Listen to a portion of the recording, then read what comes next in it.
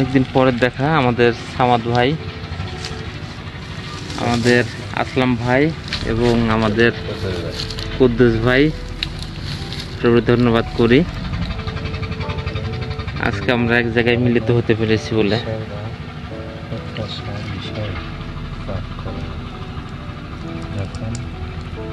বইটার দেখেন একটু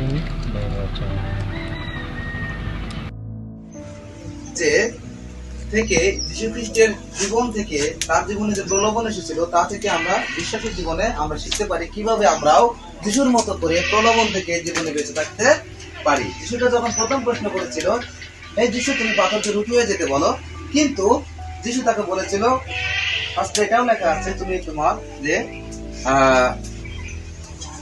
কি করো না, যে মানুষ কেবল রুটিতে বাঁচে না কিন্তু ঈশ্বরের প্রত্যেকটি কথাতেই বাঁচে। আজকে সত্যি আমরা কি এক বেলা ভাত খেয়ে কি আমরা খুব আমর বেঁচে থাকি? কিন্তু এমন যদি কিছু কিছু বাইবেলের নিয়ম কানুন আমরা মেনে চলি, অনুশাসন মেনে চলি, তখন একজন পিতামাতার কথায় যখন একজন একটা সন্তানের জীবন রক্ষা পায়, ঠিক তেমনি ঈশ্বরের কথায় তার সৃষ্টি রক্ষা পায়। তো দ্বিতীয় প্রশ্ন করেছিল যে, হে যিশু, তুমি এই জেরুসালেমের চূড়া থেকে নিচে নেমে পড়ে যাও, স্বর্গদূত তোমাকে ধরে ফেলবে, শাস্ত্রে লেখা আছে। কিন্তু যিশু বললেন, শাস্ত্রে এটাও লেখা আছে, তুমি তোমার ঈশ্বর সাথে প্রভুকে পরীক্ষা করিও না। আজকে আমাদের জীবনে এরকম যখন লোভ আসে, প্রলোভন আসে, যখন আমরা ক্ষুধায় থাকি, আমাদের কোনো কিছুর অভাব হয়, তখন সেই মুহূর্তে শয়তান আমাদের সামনে সেটা। তো আজকে ঈশ্বরকে ধন্যবাদ জানাই। এই সময় আমরা যিশুর বাক্য থেকে, প্রভু যীশু খ্রিস্টের বাক্য থেকে আমরা যে শিক্ষা দেখব, জন লিখিত সুসমাচার তার 3:16 পদ। আর সেখানে এই কথা বলা হয়েছে, কারণ ঈশ্বর জগৎকে এমন প্রেম করলেন, তার একজাত পুত্রকে দান করলেন, যে কেউ তাতে বিশ্বাস করে সে বিনষ্ট না হয় কিন্তু অনন্ত জীবন পায়। আমরা এটা বাইবেলে দেখতে পাই। কি বলছে? জন লিখিত সুসমাচার 3:16 পদ। কারণ ঈশ্বর জগৎকে এমন প্রেম করলেন যে আপনার একজাত পুত্রকে দান করিলেন, যেন যে কেউ তাহাতে বিশ্বাস করেন সে বিনষ্ট না হয় কিন্তু অনন্ত জীবন পায়। আমরা ঈশ্বর সম্পর্কে জানি না, আর এই ঈশ্বর কি? পৃথিবীর সৃষ্টিকর্তা। আমরা এর আগে দেখছি না ঈশ্বর কি করছে? এই গাছপালা কি কে সৃষ্টি করছে? ঈশ্বর সৃষ্টি করেছে। আর ঈশ্বর এই জগৎকে সৃষ্টি করলেন। আর আমরা দেখেছি 6 দিন সমস্ত কিছু সৃষ্টি করার পরে এই মানুষকে সৃষ্টি করলেন। আমাদের যা কিছু প্রয়োজন তা আমাদের সৃষ্টির আগে তা তিনি কি করলেন? এই পৃথিবীতে প্রস্তুত করলেন, আর করার পরে আমাদের তৈরি করলেন। আর এই 6 দিনে যে মানুষ সৃষ্টি করে আমাদের দায়িত্বে সমস্ত কিছু দিলেন। আমরা দেখছি না আগে? তো এটা দেখার পরে দেখি আরেকটা কাজ করছেন। তিনি কি কাজ করছেন? জগৎকে এমন প্রেম করলেন। আমরা দেখলাম যে ঈশ্বর জগৎ সৃষ্টি করছে, সেই সময় থেকে মানুষ বিভিন্ন ভাবে পাপের জীবন যাপন করছে। কিন্তু কি হয়েছে? যে তিনি দেখলেন এই পাপ থেকে উদ্ধার করার জন্য এই পৃথিবীর আমাদের আপনার প্রত্যেকে ঈশ্বর ভালোবাসেন। এই কারণে তিনি তার একমাত্র প্রভু যীশু খ্রিস্ট, তার পুত্রকে পাঠালেন এই পৃথিবীতে। কারণ কি? কি বলছেন? যে জগৎকে এমন প্রেম করলেন যে আপনার একজাত পুত্রকে দান করলেন। আর আমরা যে পাপী, আমাদের পাপ ক্ষমা করার জন্য তিনি তার একমাত্র পুত্রকে এই পৃথিবীতে পাঠালেন। আর যেন যে কেউ তাতে বিশ্বাস করে সে বিনষ্ট না হয়। তাহলে কি বলছে? যীশু খ্রিস্ট তোমার আমার পাপের জন্য কি করছে? ক্রুশে মৃত্যুবরণ করছে। তোমার পাপ তিনি তার নিজের হাতে নিয়ে মৃত্যুবরণ করছেন। তাহলে এখন আমার পাপ যদি কেউ গ্রহণ করে নিয়ে মারা যায়, এই পৃথিবীতে কেউ আছে আর এমন ব্যক্তি যীশু ছাড়া? নাই। আর যীশু খ্রিস্ট আমার জন্য পাপ থেকে মুক্ত করার জন্য তার নিজের জীবন দিয়েছে, আর তার শান্তি আমাদেরকে দিয়েছে। এই জন্য কি হয়েছে? যে আমরা এখানে দেখছি কি বলছে? তার একজাত পুত্রকে দান করলেন, যেন যে কেউ তাতে বিশ্বাস করে সে বিনষ্ট নয়। এখন আমরা দেখি, যদি তুমি বিশ্বাস করো, হ্যাঁ যিশু আমার জন্য পাপ থেকে কি আমার পাপ মুক্ত করার জন্য তিনি জীবন দিয়েছেন, এটা আমার বিশ্বাস করবো, তা আমি যদি বিশ্বাস করি আমি কি হব? পরিত্রাণ পাইবো, আমার পাপের মুক্তি হবে। আমরা দেখি যীশু খ্রিস্ট আমার জন্য পৃথিবীতে এসেছেন, আমার জন্য ক্রুশে মৃত্যুবরণ করেছেন। শুধু মৃত্যুবরণ না, মৃত্যুবরণের পরে আবার 3 দিন পরে তিনি কি হয়েছে, মৃত্যু থেকে জীবিত হয়েছে। আজকে আমরা এই জীবিতর মধ্য দিয়ে দেখতে পাই তিনি আমাদেরকে কি দেখিয়েছেন, তার প্রিয় ভালোবাসা। আমরা এটা দিয়ে বিশ্বাস করি যিশু যখন জীবিত হয়েছে আর তার বাক্যে এই কথা বলেছে যে একজন পুত্র দান করলেন তাতে সে যে কেউ বিশ্বাস করে সে বিনষ্ট না হয়। যদি আপনি আমরা বিশ্বাস করি তাহলে আমরা কি হব না, বিনষ্ট মানে শেষ হব না। কি বলেছি বুঝছো, বিশ্বাস কেমন হতে হবে তাহলে আমাদের, যে বিশ্বাসের সীমানা থাকা যাবে না। আর এটা হলো বিশ্বাস করে সে বিনষ্ট নয়, কিন্তু শেষে সেই কথা বলাইছে কিন্তু অনন্ত জীবন পায়। এটা কি বলাইছে, অনন্ত জীবন। এই জীবন কি জীবন, এই যে মারা যায় আমরা শারীরিক ভাবে, এই জগতের মৃত্যু, কিন্তু এই অনন্ত জীবনের মৃত্যু কখনো ঘটবে না। আপনার দেহের মৃত্যু হতে পারে কিন্তু অনন্ত জীবন কখনো নষ্ট হবে না, মৃত্যু নেই এই মৃত্যু। তাহলে আপনি কি মনে করেন, যিশুকে বিশ্বাস করেন?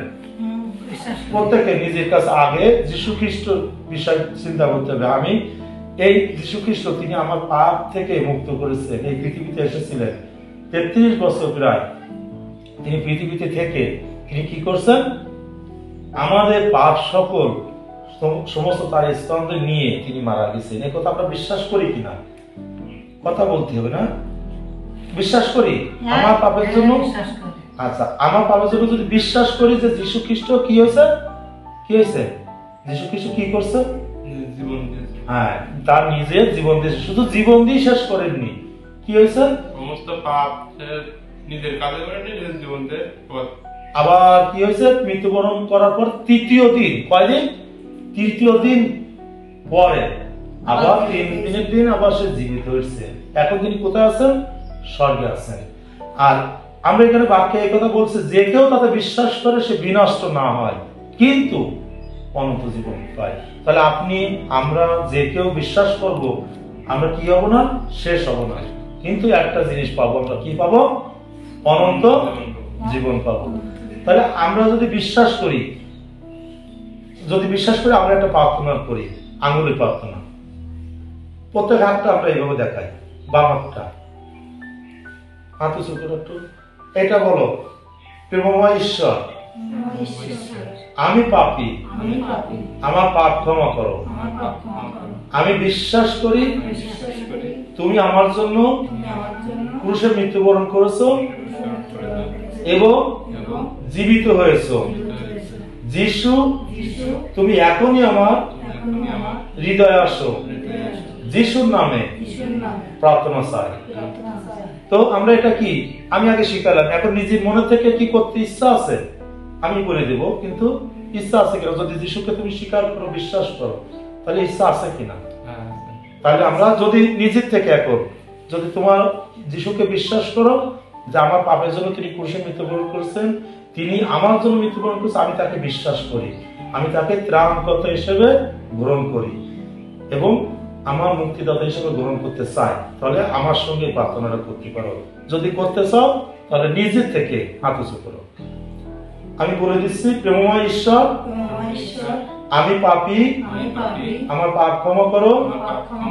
যিশু তুমি আমার জন্য ক্রুশে মৃত্যুবরণ করেছো এবং জীবিত হয়ে উঠেছো।